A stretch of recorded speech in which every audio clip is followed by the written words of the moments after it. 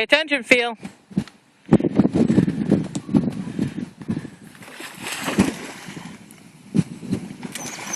The elusive Catahoula fish.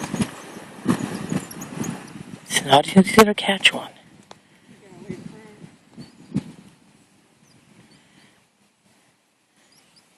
You have to use a specific lure and gently, slowly lure them in.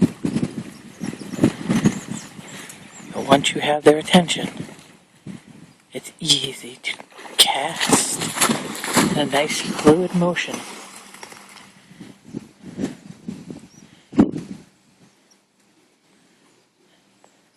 You'll see the Catahoula swim gracefully to your lure.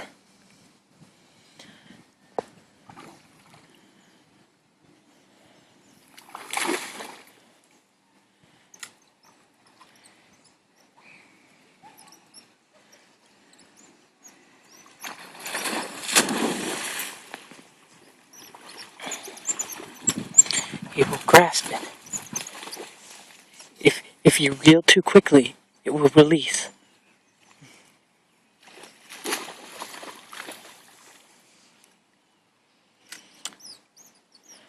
Overcasting will result in the Catahoula not seeing.